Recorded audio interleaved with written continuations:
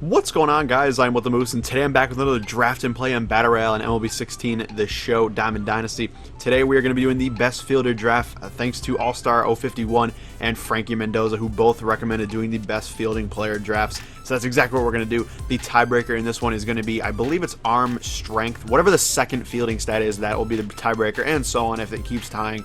And eventually, you know, you never know, but hopefully that doesn't happen now. Wow, this could be real interesting. Let's see.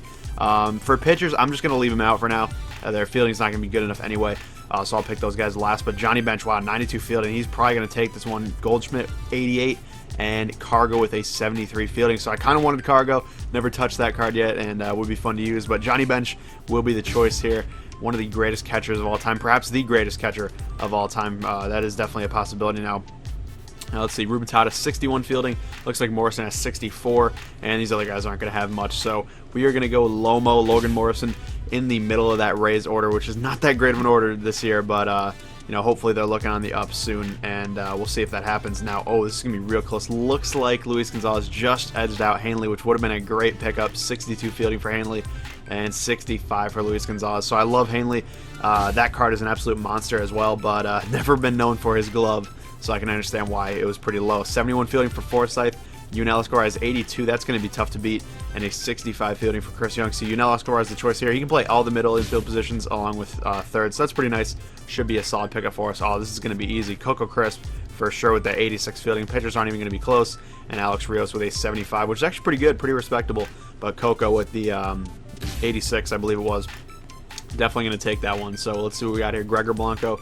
Wow, these guys might be tied. Blanco with a 68, Tommy La Stella with a 70. That was very close, but not quite. La Stella will be the choice here. 64 overall today with that inside edge. Not very good, but I guess we'll have to deal with it. Got Whit Merrifield, definitely better than Domingo Santana at 57. Merrifield's got 72, so he's the choice here playing second base for us. We'll see if we can pick up some good choices, you know, in the later rounds when we get our bench players and whatnot. That would be nice. Got a, looks like 3 pitchers here. Wow, Zach Greinke, holy crap, has 92 fielding. What is up with that? That is actually nuts. I thought I was going to get Puig, but I guess not. I guess the choice is going to be Zach Greinke, 92 fielding. I wasn't even planning on looking at the pitchers, but that just is absurd. So I guess he's the choice here. Not really too excited about it, to be honest. But you got to do what you got to do, and you got to follow the rules of the draft. That's the key here. Looks like Chad Jenkins has pretty good fielding at 56. I don't think anybody else has great fielding, though. Chisenhall is 61, and Santana again with 57. So Lonnie Chisenhall will be the pick here. At least he can play a bunch of positions. That is kind of nice for us now. Let's see what we get here. All pitchers now, and it's going to be a little bit tough to tell. So 36. We'll kind of just use the little meter in the top right, or I guess in the middle of your screen, that little circle that keeps going up and up and up. The green circle right there, or the green little cone, is actually the fielding cone. So John Axford wins right here. None of these guys are going to be too great unless we get Zach Greinke again or something like that. But we'll see. If they're close, we're going to check it. But it looks like Steve Geltz has this one for the most part, unless it's, you know, really close. Just going to use that circle because it's really not that important necessarily. So let's see who we get here. This is going to be a close one, though. John Edwards has a 55 fielding rating, and John Midscott has a 55 fielding rating, so he's got 54 arm strength. Edward has 68 arm strength, so Edwards wins this one, the common round. He's never going to get thrown in unless we play like a 25-inning game, and I hope that does not happen because that'll take forever. Dylan Gee right here is 52. Is anybody else? Michael Tonkin, 44. So Dylan Gee is the choice here for our second starting pitcher. Hopefully we can get that Greinke on the mound because he's going to be pretty good pitching-wise. Don't really care about his fielding, but I guess it is the better one. 48 fielding from Morrow. Chichi only has 45, so Brandon Morrow is the pick here. Let's keep it rolling, though. I want to get some of these hitters now and see if we can get somebody real good. Looks like, wow, Brett Saberhagen has great fielding, 65, not too bad. Anybody going to challenge that? Not quite. I would have loved Carter Capps, but I guess Saberhagen is the pick here. So we got a couple good starters, which really doesn't mean too much in BR, but I guess I'll take it. It's okay. Marcus Zubchinski, not too bad, 44 fielding. Peralta with 40, and that is the lowest, or not, you know, not higher than Zubchinski, I should say. So we got him. Let's see, Adam Conley got pretty good 42 fielding. Anybody else going to challenge that? Oh, looks like Randy Choate, 54 fielding. All right, I'll take that. Got some good break on him, and should be a nice lefty option out of the pen. Not too upset about that one for sure. Justin Wilson, actually pretty solid fielding. Whoa, Jeremy Hellickson going crazy with the fielding, kind of like Greinke, 86 fielding. All right, Jeremy Hellickson, you are the pick for us here, and rounding out our starting rotation, which is actually pretty darn good, although it doesn't really matter that much in BR. Looks like it's between Joe Smith here and Aaron Barrett. 54 fielding for Joe Smith, and Barrett has 42. So Joe Smith the pick here. Very good against righties. I do not want to pitch with him against lefties though, so I got to be aware of that. Looks like this could be a close one as well between Matt Andriese and Justin Miller. So 54 for Andriese and 55 for Justin Miller. Coming down to the wire there, Justin Miller is the choice for us. I gotta love that. And now we get into what we need. So we really need some guys that can come off the bench or even start for us instead. And it looks like it's going to be between Eduardo Nunez and Carlos Santana. So 70 fielding for Santana, not bad. And Nunez has 70 fielding as well. Anybody else close to that? 65. Saunders is at 63. So let's see what we got for arm strength. 64 arm strength for Nunez and 79 arm strength for Carlos Santana. So Carlos Santana's the pick here. I love that. Very good player and can play many different positions. Got to enjoy that for sure. Aviles has 70 fielding. Grandal 69 fielding, so very close. 70 fielding for Ozuna and Alan Craig with 53. So let's see who's got the better arm strength. I'm guessing Ozuna 79 arm strength and Aviles with 73. Wow, you came close, but Ozuna takes it. And I would have taken Aviles, but I guess Ozuna's not too bad either. Probably be able to find a spot for him for sure. Now let's see right here. Carlos Perez 68. Aaron Hill 72. Beating him out a little bit. 62 for Alexi Amarista and 63 for Chris Johnson. So I believe, yeah, Aaron Hill will be the choice here. One of the newest Red Sox players. They traded for him a couple weeks back, and for all intents and purposes, he's been a pretty good player for him. So I'm happy about it. 72 fielding on Gardner, not too bad, but not amazing. So it could get beaten. Steve Pearce with 57 and Danny Valencia with 64. So Brett Gardner, I'm actually very happy about that. Obviously, I don't like the Yankees at all, but I do like that card a lot, and it's very fun to use. Now, Logan Forsythe 71 fielding. Joe Mauer with 75. Let's see what else we got. Ortiz, yeah, 50 fielding. Can't expect much there. And then 76 for Russell. I think he had 75. Oh, that's brutal. Would have loved that Mauer card, either as a, actually my catcher or just to come off the bench against righties. But I guess we got to go with Addison Russell, who really does not excite me too much, but that's the choice here. So we're going to set the lineup, show you guys the lineup, and then play a game.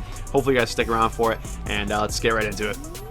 Alright guys, here is the team. Brett Gardner, Yunel Escobar, Johnny Bench, Luis Gonzalez, Carlos Santana, Marcell Ozuna, Addison Russell, and Aaron Hill, along with Jeremy Hellickson on the mound for this one. Looking to get something done, got Jackie Robinson up, and we get a nice quick ground out to start us off. So very nice start for Jeremy Hellickson, and it all kind of goes downhill from here. You guys will see exactly what I'm talking about with Hellickson right here. I kind of like his windup. I never pitched with him before, but it's pretty nice. Gave up a hit here to Corey Seager, but hey, no big deal. But Luis Gonzalez kind of flubs it in left field. Should have just been a single. Ends up being a double, and really should not have been that. Or it was actually ended up being a single and an error. And then I hang a curveball to Michael Saunders, and he makes me pay for it. Deep to left field and out of here for the 2-0 lead, pretty much out of nowhere. I given up a quick single and then bang, home run, like one of the next pitches. So not what you want to see there in the first inning, of course, but just kind of got to bunker down and get to the next inning. Now right here, second baseman Yunel Escobar, obviously not always the second baseman, but he does qualify at second base. It wasn't like I just threw him out there because of no reason. He does qualify on that card to play second base, so somehow he misses the ball there. And this is the best fielding draft. You guys got to remember that. And we already made 2 bad defensive plays, 1 error in left field, and then 1 kind of misplayed ball by the second baseman there. So really not looking too stellar right here. Then give up a double. Billy Hamilton up next. I really should have prepared for that bunt, and I kind of did. I should have had it. And Escobar once again not making the correct play. Just couldn't get out of his glove fast enough. Couldn't get Hamilton at first. Good bunt, and he got another run across to make it 3-0. And then right here, even this, throwing the dirt, almost gave up another run by that. A very rough inning all around, especially for the all-defensive, or the best defensive team, the best fielding team. Really did not show off their Gold Gloves too well in that first inning. And we'll see if they can show off their bats in this one. So we ground out with Brett Gardner to lead it off, but then Escobar making up for it a little bit, getting a base hit up the middle, and maybe have something cooking here with a couple good batters up. Johnny Bench up, 2-2 count, good at bat here, and then I strike out on a 2-seam fastball, very well placed at the top of the zone and in the corner. And Luis Gonzalez up next against a lefty, and just could not make good contact on it, fly out or really pop out to the third baseman here. And really kind of squander a possible opportunity, especially when you guys get runners on base. You got to take advantage in Diamond Dynasty or in Battle Royale in general. So right here, a base hit down the third base line. That one should have probably the play should have been made, and unfortunately it was not. Aaron Hill couldn't do it, and then Corey Seager hits a home run. So you guys are seeing kind of a trend here: a bad defensive play and then a home run given up by me. The home runs are on me, but the defensive plays, they could have been a little bit better. And, we're looking for something better. Now, right here, Yunel Escobar making a great play, finally showing off the defensive team's skills. And right here, you guys are going to see he gets hurt on the play. It's unreal. even when we finally make a good play, we find a way to mess it up, and that's just kind of how this game went, honestly. It's 5-0. I'm getting killed. Not even funny.